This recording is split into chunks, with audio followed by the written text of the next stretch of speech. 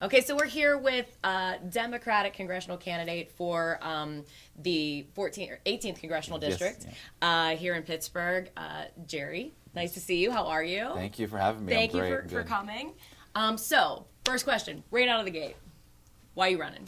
Yeah, well, it's the time in American politics of chaos and crisis down there in Washington D.C. Ever since President Trump came into office, and so that's a huge part of why we need new, bold, progressive voices in Congress right now, is to fight back against that right-wing radicalism of the Republican Party. But then also too, on a more personal level, look, I'm a father. Parenthood has made me think future-minded, right? So I have a 2.5-year-old daughter, and I say to myself, she's growing up in the Pittsburgh area in this region as a young black girl. And with the pollution and the issues that are going on with the climate change crisis, I want to be able to be on the front lines making change, right? Pushing progressive policies so that we can get to a carbon-free economy so that people like my daughter, thousands and millions of children like my daughter in this part of the country have a clean, safe environment to live in. And that's really important to me. Okay. So you've talked a lot about being a progressive candidate. That is your thing. That's what you're running on. Yeah, sure. Is that safe to say? Yeah, of course. Yes. All right. So talk to me about progressive. Talk to me, and you're running against a longtime Congressman Mike Doyle. So talk to me a little bit about, in your contrast to him, why you're so much more progressive, and a little bit about his record and why you think you're going to be better at this. Sure. There's a number of things. When we're talking about being a true progressive, that means that you're not taking corporate money. Okay. That means that you're not someone who's going to be cashing big checks from major fossil fuel industry companies, right? Multi-billion-dollar, multi-million-dollar companies that Mr. Doyle has been essentially doing the bidding for down there in Washington, D.C. And, you don't have to have the legal definition of corruption to say it's corruption, right, down there in Washington, D.C. when corporations are influencing the political process. So that's a huge distinction. We're not taking any corporate PAC money at all. We've raised over $200,000 just in individual contributions, and we're running a grassroots campaign, and that's what this is all about. So that's a huge distinction. Also, with regards to being a true progressive, is someone who is going to be on the front lines with regards to women's reproductive rights. Right, Mr. Doyle has an unfortunate history with regards to his voting record on women's reproductive rights, and in a district like this, which is safe blue, you need to have a true progressive on the front lines. The Green New Deal. Climate change. I am a strong supporter of the Green New Deal. I want to be on the front lines moving our fossil fuel industry to a solar and wind industry so that we can have a clean manufacturing industry so that families who are benefiting from the fossil fuel industry can still have jobs, permanent jobs, right? Thousands of permanent jobs in this new economy. So those are just a few of the major distinctions that we have between Mr. Doyle and I, and it's a clear contrast between a true progressive, right, and someone who's really just passively progressive at the end of the day. Okay, so if I were to push back on that from somebody who lives a little bit outside the city and sort of sees it from a different perspective, but one of the issues that we've seen with solar and wind development is a lot of times we don't have the funding to support those. China is nationalizing those industries. They are putting massive influx of money, trillions of dollars to develop those industries there. We simply cannot compete because we don't have a nationalized energy infrastructure that is subsidized by government tax dollars. And what we've seen even with the Obama administration and Solyndra, they're putting trickle financing into things like Solyndra, and he still got destroyed because he put government money into that. And then, of course, those companies fail. The Chinese come, they get our technology, they take it overseas, and they kick our butts on that technology. So you're criticizing Congressman Doyle and the energy industry for playing in this game. But the question is, if you completely nix that process, how am I going to heat my home if we don't have a real infrastructure for alternative energy designed yet? Sure. So one of the problems that we see right now with regards to the fossil fuel industry is that Congress has been subsidizing those industries for decades. Right? Millions of dollars, if not billions, over the years. And those subsidies obviously help to incentivize those industries to continue to produce.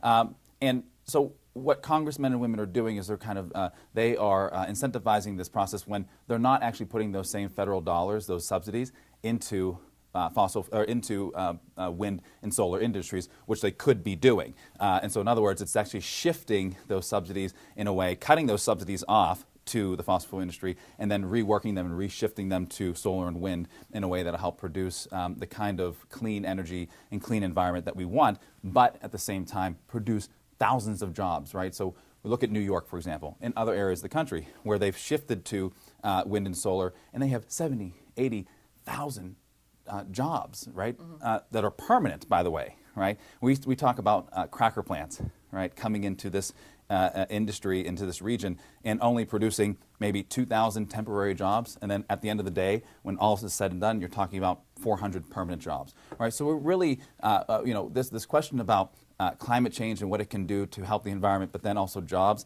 it's a false dichotomy, right? We should be talking about both, and so that we can help to influence and enhance the lives of those families who are in the fossil fuel industry to actually have an opportunity to have permanent jobs. But the policy you're talking about with the cracker plant, that's a state policy. That's not actually federal funds. A lot of what you're describing is state level policy, and what we're doing, like with the current bill, 1100 that we're seeing at the state. So the question is how is that? Because it's a lot harder to impact that change at a federal level than it is state. That's right. Well, that's why we need congresspersons who are big and bold and can be spokespersons, right? And actually be in Washington, D.C. to help bring money and subsidize money into the district to help build a solar and wind industry, because we have the technology here in Pittsburgh. We have the universities to do it. It just takes a change in leadership, a change in leadership style, and someone who's going to buck the trend and say, look, we're not going to be influenced by fossil fuel anymore. And, I've taken a stance against fracking, right, to ban fracking at the federal level, and oftentimes states will typically follow suit along with that ban, or the federal government, of course, can commandeer the states to ban it as well. And so, and as a law professor, constitutional law professor, I'm happy to jump into those debates and to figure out innovative ways to actually make this work and make this happen. Just takes a change in leadership. Yeah, and a lot of time to shift us from one type of fuel source to another. So Sure, exactly. I think that's going to be quite a transition. Yeah, of course, and nothing happens overnight. Oftentimes we want instantaneous gratification, right, in American politics, and that's not always the case. But we do need smart people who are willing to be bold and figure out ways to get there and to execute it. And I'm at the stage of my career and my life where I'm ready to do that. Okay. So another thing that's been real big in Pennsylvania that we've seen, and we've definitely seen the progressive base really go after Betsy DeVos on education. She was probably one of the least popular picks Donald Trump had for a cabinet, and has been eviscerated for some of her education views. What is your view on education policy, everything from vouchers, charter schools, those kind of things, and how we're subsidizing education and producing education better? Yeah, absolutely. Well, I am a public school educated person myself. I came up out of the foster care system here in Allegheny County and grew up in a large foster home in Shaler Township. So I graduated from Shaler, and so I'm someone who has benefited from the public school system. And my wife, Emily Dickinson, is a, yes, I know, That's Emily awesome. Dickinson. I love it. And she's a teacher for the deaf at Western Pennsylvania School for the Deaf. And so education is a huge part of our lives, right? And our daughters growing up in a household with educators. My big push is that we put as many resources as we can into revitalizing our public school education system. It's extremely important, particularly here in Western Pennsylvania.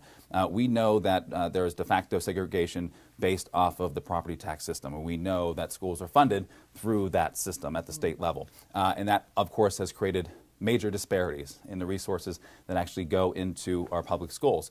And so one thing that I think from a congressional standpoint that I can do as a future congressman is to find ways to bring more federal dollars into the public school system here in Pennsylvania so that we can bring equity, right? I'm all about equitable educational opportunities for folks, and in particularly in low-income minority neighborhoods, right, and communities throughout Western Pennsylvania. There's a stark contrast in educational opportunities and results in terms of testing, in terms of actually academic excellence, a clear disparity in predominantly African-American neighborhoods and white neighborhoods. And so I'm someone who's certainly understanding of that and want to be able to play a role as a spokesperson for that here in Western Pennsylvania. The voucher charter school debate is, it's raging, right? And it's only been, Betsy DeVos and the Trump administration have only made that debate, I think, even worse, right, in terms of what's happening.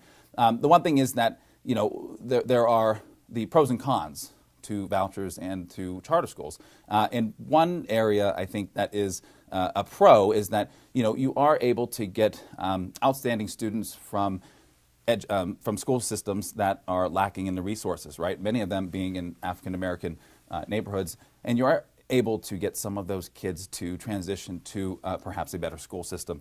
So it's one of those things where it's a bit of a Band-Aid while we try and help fix this broader problem of the public education system here in Western Pennsylvania. And I think, having a congressperson who can talk about those issues and be an advocate is a good thing. Mm-hmm. Okay. So you mentioned that the congressman hasn't had a challenger. He did have a challenger, Janice Brooks, who's run against him a number of times and actually performed surprisingly well. A lot of us were surprised to see how well she did against him, considering her lack of resources.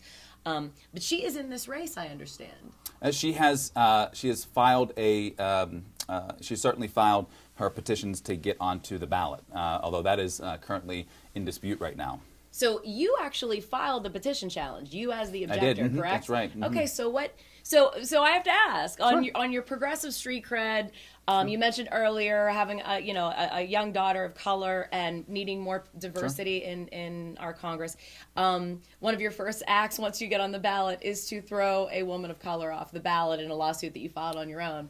I'm just curious, how do you navigate that? Sure. Well, when you take a look at the petitions, I'm a lawyer. I'm someone who is about the law, due process, following the rules and the procedures which you have to walk through in order to get onto the ballot, Sure. right? And I teach my law students this, and I did this as a lawyer, right? And when you take a look at those petitions, there are clear violations of the rules and procedures for actually getting onto the ballot. And what are those? What's the bulk of the violations? Yeah, so there's violations of authenticity with regards to the actual signatures on the lines, and that is a problem. Over 700.